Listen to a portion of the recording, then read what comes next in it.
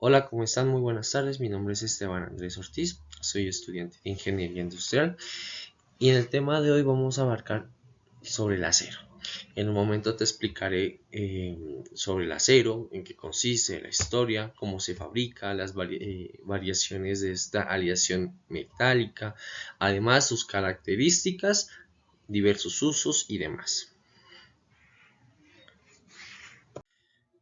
¿Qué es el acero?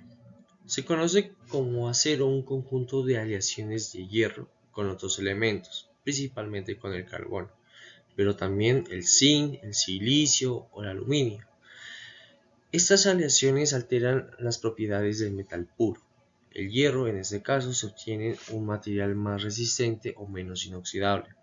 El acero es un material muy importante en las industrias humanas. Es principalmente utilizado como material de construcción y como materia prima de diversas herramientas y piezas mecánicas.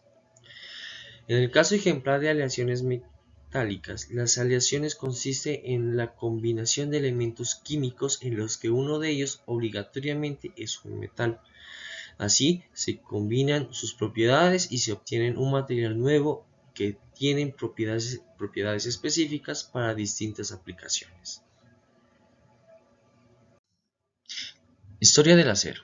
El nombre del acero proviene del latín acerarius, que refiere al material del cual está hecha las armas blancas de la antigüedad. Es difícil saber con exactitud con qué momento la humanidad descubrió la posibilidad de fundir el hierro para construir herramientas. Se han encontrado evidencias del registro del empleo de hierro en el antiguo Egipto, 3000 a.C. Se cree que poco después se descubrió la posibilidad de mezclarlo con otros materiales para obtener nuevos materiales. Sin embargo, las primeras evidencias del acero primitivo de gran dureza y alto concentrado de carbono datan de 300 a.C. y se encontraron en India, en Siria, y se encontraron también en mezclas de hierro fundido con hierro forjado previamente de la dinastía Han de China 100.000 a.C. En la llegada de la modernidad y la industrialización, la obtención del acero ocupó el interés de muchos científicos e industriales, gracias al uso de la electricidad para el calentamiento de los hornos. En 1948 se inventó el proceso de oxígeno básico en la industria de posguerra y en 1950 la técnica colada continua. Bueno, ¿cómo se fabrica el acero? La técnica de la obtención del acero en la actualidad incluye diversos materiales, no metales y metaloides, que forman ferroaleaciones que le proporcionan dureza y resistencia. Además, el proceso involucra la llamada metalurgia secundaria. Esta segunda etapa le otorga la propiedad química y el nivel deseado de inclusiones e impurezas. El procedimiento habitual involucra el añadido de hierro de una cantidad de carbono no superior al 2%, dependiendo del grado de dureza que se quiera incorporar al acero. Eso se realiza un proceso que involucra varias etapas.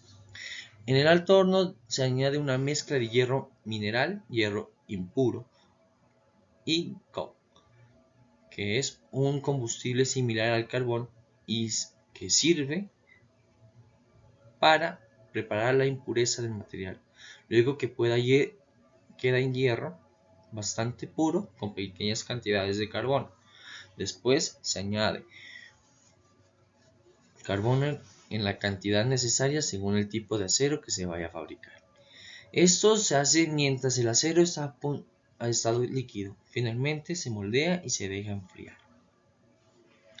Otra forma de fabricar el acero es mediante el reciclaje de chatarra fabricadas con acero. Para esto se funde la chatarra en un alto horno eléctrico. Las aleaciones del acero es esencialmente hierro mezclado con carbón, pero también existen aleaciones de acero, lo que significa que se le añade otros elementos químicos que modifican algunas de sus propiedades. como la dureza y la resistencia de la corrosión. Algunos de estos elementos y las propiedades se le modifican al acero son el carbono. El carbono reduce la ductilidad y soldabilidad del hierro mientras añade dureza a la mezcla. El aluminio evita que el grano de acero mezcla demasiado y así se produce acero del grano fino. El azufre suele considerarse una impureza de hierro, pero a veces se añade para aumentar la maquiabilidad del acero. El cromo aumenta la profundidad de endurecimiento y mejora la resistencia a la corrosión. El cobre aumenta la dureza del acero. El manganeso. Este elemento tiene mayor afinidad por el hierro que el azufre, que suele ser una impureza. Se utiliza para enlazarse al azufre y facilitar la laminación y moldeo del acero. El silicio, antioxidante y endurecedor. En la clasificación del acero se puede clasificarse de diversas formas, según el método utilizado para darle forma. El acero moldeado se deja enfriar en un molde. El acero forjado se calienta, se moldea y se enfría en una forja. Y el acero laminado está hecho de láminas más o menos gruesas y planas. Según su utilización, el acero podemos encontrarlo de manera más diversa. Por ejemplo, el acero refractario, el acero para la construcción, acero para fabricar imanes, el acero indeformable, el acero para fabricar herramientas y el acero inoxidable. Según su composición, los aceros ordinarios son los que están compuestos por hierro y carbono exclusivamente, y los aceros especiales son los que además de hierro y carbono contienen otros elementos químicos. En las propiedades del acero varían de acuerdo a su composición, es decir, a los elementos químicos que están aliados a su interior también varían según el método químico o físico que se utilizó para producirlo. Pero eso sí, es difícil determinar sus propiedades universales, aunque a grandes rasgos, aunque algunas son. Se dilatan si se calienta y se contrae si se enfría. Se puede soldar fácilmente. Es buen conductor de electricidad. Es buen conductor de la mayoría de los aceros. Tiene propiedades magnéticas, es decir, son atraídos por los imanes. Su dureza depende de la cantidad de carbono que contenga y la mezcla de hierro y carbono. Mientras mayor porcentaje de carbono se le añada al hierro, más duro será el acero resultante.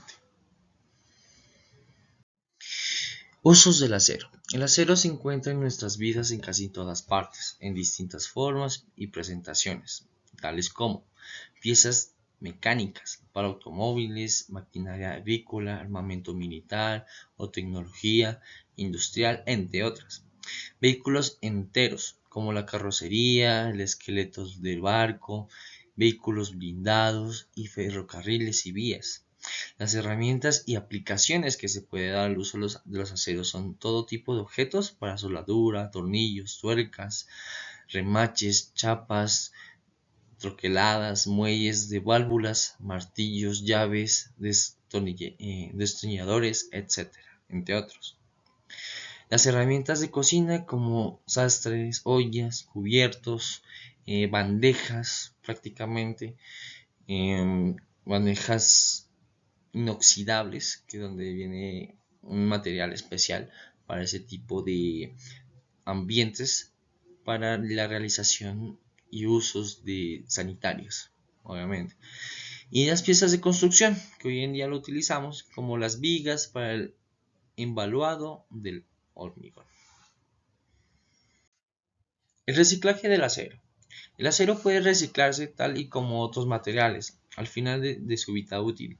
Para ello sirven los desguazaderos de automóviles y otros vehículos que obtienen chatarra reusable, que es prensada y reenviada a la acería para su fundición y reutilización.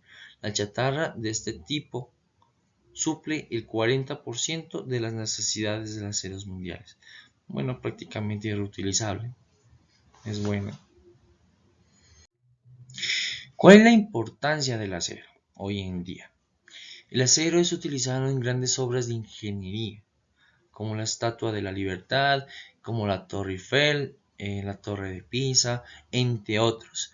Es muy importante para la parte estructural porque es como la columna vertebral de una superficie o de una área específica para que le dé sostenibilidad y así dé un buen uso a lo que nosotros tenemos pensado hacer, teniendo en cuenta que el hierro hace parte de un componente que lo podemos utilizar día a día para lo que nosotros tengamos pensado hacer. El acero es un material sumamente importante en el mundo industrial contemporáneo, pues se utiliza en la fabricación de objetos en casi todos los rubros de la industria. Además, jugó un papel importante en la construcción y diversas obras de ingeniería como la Estatua de la Libertad en Estados Unidos. También podemos dándole uso también lo que es la parte ferroviaria, en la parte de la Segunda Guerra Mundial, en el transporte de un continente a otro, en el transporte de material prima, entonces en los años 80, en fin, en la cual el hierro ha sido un excelente consumo en el día a día en la parte industrial. Y con esta última diapositiva agradezco mucho por su atención y que tengan un excelente día. Muchas gracias.